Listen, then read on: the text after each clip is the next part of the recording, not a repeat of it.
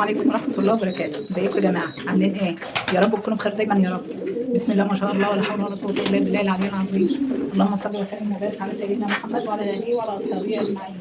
السلام عليكم ورحمة الله. كلهم كده حد ايه؟ واوريكم الفيديو دوت على قد ما في حاجات حلوة، على قد ما في حاجات مش كويسة خالص. اوريها لكم برضه ايه عشان تتعلموا، يعني ما تعملوش زي ما انا عملت. تعالي يا غدير، تعالي يا غدير كده اقول لك.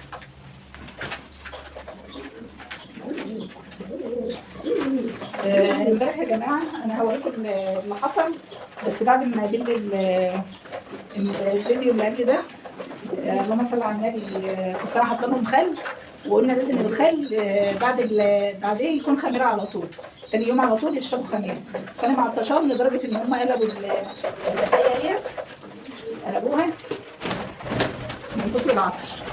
فانا هحط لهم خميره يا جماعه وهم عطشانين كده علشان يشربوها، لانهم ما بيحبوهاش برضه، بيقرفوا من ريحتها وبيعتمدوا على ما بيشربوها. فانا هحطها لهم بقى وهم عطشانين فرصه. بعدين هوريكم البطه المستريه الظلمه عملت ايه، وامسكها واوريها لكم لان اتفاجئت بشكلها الوحش. استنوا عليا.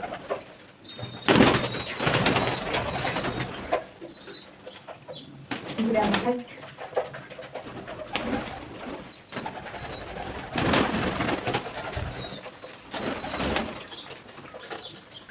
اي خميره موجوده عندكم، خميره كبيره خميره اي خميره. استنوا عطشانين، انا مش عارفه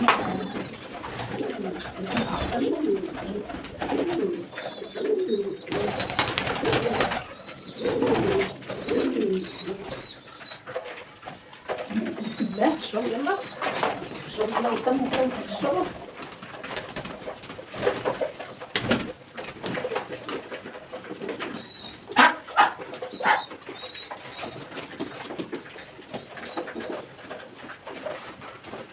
ساعة ما فتحت الباب ولقيتها كده غرقانه بدمها، انا ما قلتش ان هي متعوره ولا مجروحه ولا فيها حاجه. انا على طول عرفت لان هي كانت بتلف حوالين الزغاليل وعماله تنقر كده من الرجال. فالوقت ببص على الزغاليل لقيتها متاكله ومجروحه. دي اطلعها بره لان برضه شوفوا المنظر عامله ايه. يعني انا لما شفتها بتعض كده في الزغاليل جبتها هي والدكر هنا وقفلت عليها بقفاص بقى وصناديق وحاجات. فالدكر محترم شويه عنها، هي بقى ايه سابت الدكر وقامت موقعه القفاص، وقعت الحاجه كلها هي وعدت عشان تروح للحمام. فانا هطلعها بره بقى وخلاص.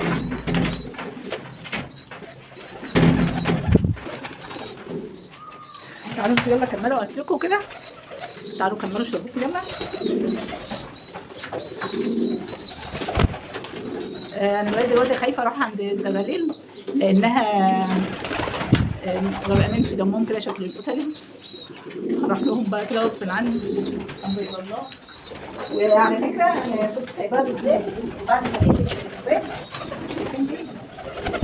بيضاء كده، بيضاء بريشت. فالبطه ديت بقى ملهاش لازمه، هتقلها بقى واذبحها. مش عايزاها بقى تبيض لانها ممكن تبيض شويه وتقطع شويه وممكن تنام وتقوم وتسيب البيض، فماهيش كويسه من كل ناحيه. بتوع الحمام بقى مالهمش دعوه بالبط. فانا بوريكم برضو على اساس ايه. ساعات بشوف فيديوهات برضو للشباب اللي زي الورد اللي لهم قنوات جميله ربنا يعينهم ويوسع عليهم. ساعات بلاقيهم مربيين فراخ لا اما هندي، ساعات بلاقيهم مربيين قطط، ساعات بلاقيهم مربيين بط. هي فراخ بيض، بس الفراخ البيضاء عمرها ما بتأذي اي حاجه، لكن البط ده اللي عدواني جدا ربنا ينتقم منها، من البيئه منها قوي. عايزه اروح امسكها واذبحها. فانا ده كله عماله اضيع وقت عشان ما اروحش امسك الزغاليل. يا دوب الفيديو بتاع امبارح يا دوب فصلت، لقيتها رايحه نازله تحت الصندوق، ماهيش طايلاهم من فوق الصندوق، نزلت تحت الصندوق في سقاسات كده، زقت الورق وقعدت تداخل لغايه ما مسكت رجل الحمامه وشدتها، وانا حشتها وقمت قافله عليها. بتهيألي بقى ان انا قفلت عليها ماهيش طالعه، لكن هنشوفها بقى اهو.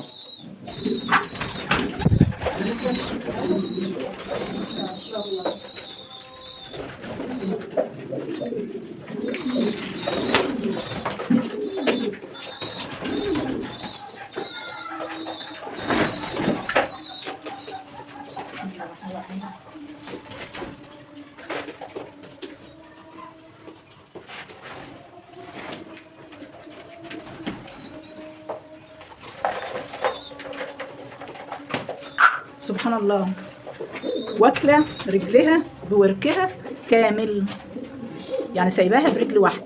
شايفين المنظر؟ يرضي ربنا، يرضي ربنا. انا جسمي دلوقتي يعني سبحان الله، انا معتبراها قدامي بني ادم، بني ادم برجل واحده. شايفين المنظر؟ شدت رجلها اكيد من الصندوق من تحت، عشان لما شدته ملصته من عند المفصل. منها لله انا ماسكاها والله العظيم وانا برتاحش. شايفين المنظر؟ ابوها كان رايح ياكلها دلوقتي بس انا شلتها. ان كانت هو الجرح ناشف اهوت، يبقى من امبارح من ساعه ما ننزل يا دوب انا قفلت عليها، هي اكيد فتحت تاني وعرفت المكان راحت له. منها لما اشوف التانيه بقى شكلها ميت.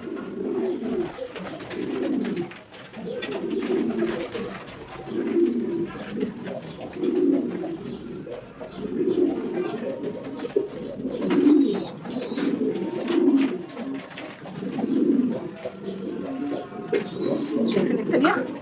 العظم بس، العظم بس بتاع الورك الموجود. شايفين المنظر؟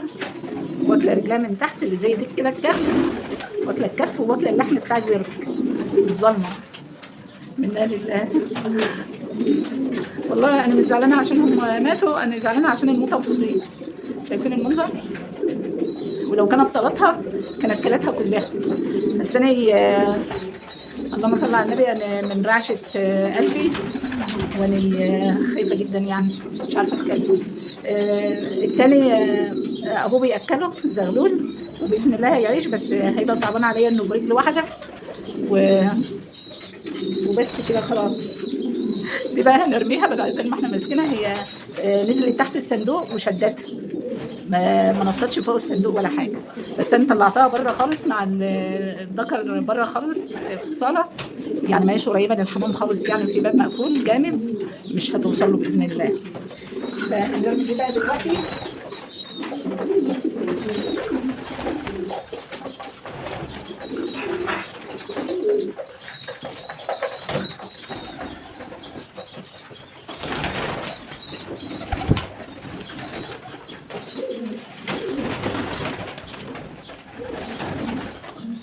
مظبطه لها المكان وعماله اقول لها تبيض ومروقه لها المكان. اول بيضه بيضتها بريش الوقت انا وانا داخله شايفاها سليمه، طريه بس سليمه، ما كانتش مفتوحه ولا حاجه.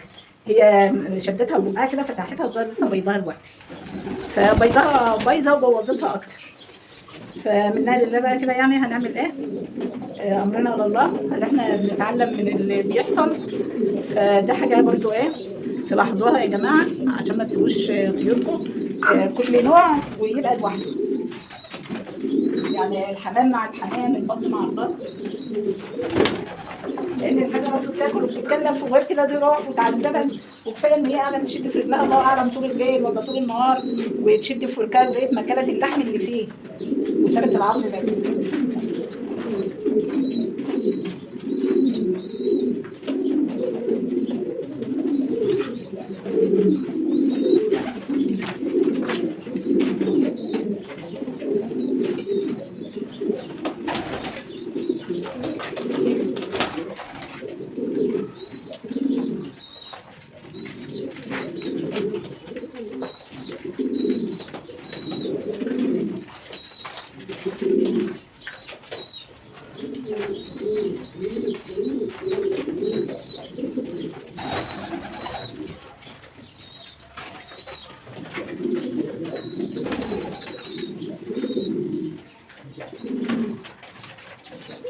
هنبدل كده زغلوله كده.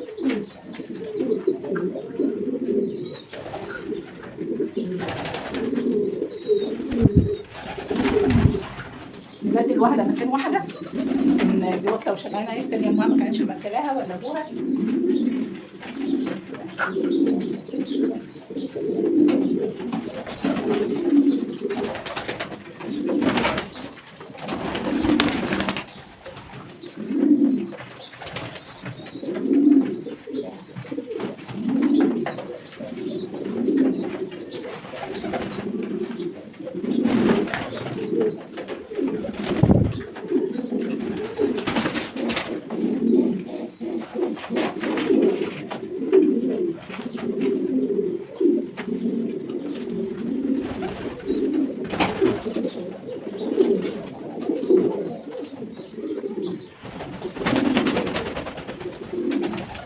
زميلتها طالعه بقالها يومين، فدي مش هتطلع، بتتهز رايقه يعني،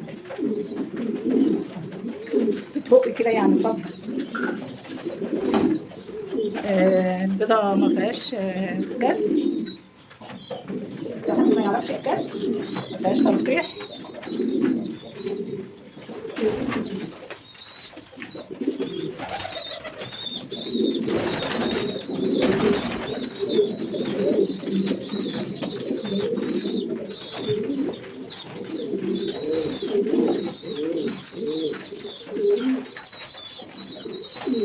ربنا يعوض عننا بقى يا جماعه. هي خالده ماتت، التانية هتعيش بس ناقصه ورث. حتى لو كبرت وجيت اذبحها هبقى خايفه منها، هخاف واقرا. لو البطه كانت قالت لي ان هي نفسها تاكل الحمام كنت ذبحتها لها وحشيتها وحمرتها واديها لها كده من السراب، انما كده انا مش عارفه انا اكلها ازاي كده ناقصه ورث. فيلا بقى عرضنا على الله، الحمد لله دي كانت على قد كده. يعني انا قاعده تحت انا والحاج مصطفى، فقلت له انا خايفه البطه توقع المقفاص، وفعلا هو كان الحمام له باب، فاحتاجناه حاجه يعني عشان الخشب، فكنا الباب خدناه، فقلنا بقى ايه لازم نعمل باب بداله بسرعه قبل البطه ما تموت. وفعلا اللي انا قاعده اتكلم فيه قبل ما اطلع دلوقتي لقيت البطه نطت، يعني الذكر ما نطش، البطه نطت وعملت عملتها السوداء دي اللي هي البكتيريا الظلمه، وبعض البيضه ملهاش اي لازمه وكانت. فاللي زي دي بقى بروح في داهيه كده نتقلها ونذبحها، والحمد لله على قد كده. شربته الضوء النهارده حلو جدا يا جماعه، فعشان كده الحمام شرب تروما على القلب، شرب غصب عنه هو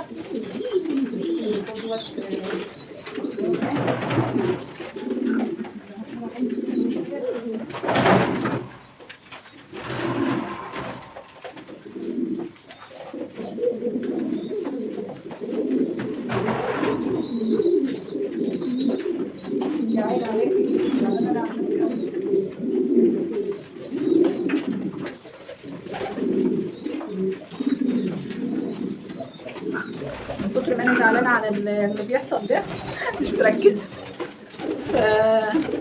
فيديو صعب. فالمهم ان احنا يا جماعه اول فيديو حطينا خل، تاني فيديو على طول نحط الخميره ونظبط الحمام، واحنا قاعدين نظبط ونعمل وقاعدين نقيس بالسنتي، واجت العدوانيه ديت كده ترك الحمام منا لله. الواحد هيقول ايه بس مش عارفه اقول. قولوا لي انتوا بقى في الكومنتات بقى كده مين اللي غلطان، انا ولا البطه؟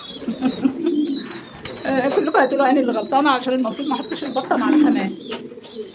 فالحمد لله اللي جت على قد كده، وناخد بالنا بقى بعد كده ما نحطش اي طيور خالص مع الحمام. ونعمل لايكات بقى يا جماعه كده، واللي ما عملش اشتراك كده واول مره يدخل القناه كده ينورنا كده ويشاهد الفيديو كله باذن الله، ويعمل اشتراك كده يكبر القناه كده ويشاهد، وكلنا نستفيد باذن الله، ويبقى فيديو جميل كده ويبقى خفيف على قلبكم. واقول لكم كده نظبط البطه كده بره نشوف اخبارها ايه، لو تقيله نمسكها نذبحها كده بحموتها ولا متغاظه منها. مع ان يا جماعه ما تقولوش للطير يعني لازم اذبحها، الطير بيحس وبيخاف ويعني ما تقوليش قدامه انا هجيب رقبتك، لا ده انا هذبحك، لا ده انا ما اعرفش لازم اكلك باسناني، الكلام ده كله الطيور بتخاف. فانا مش قايله لها اي حاجه، امسكها اذبحها على طول من غير ما اقول لها.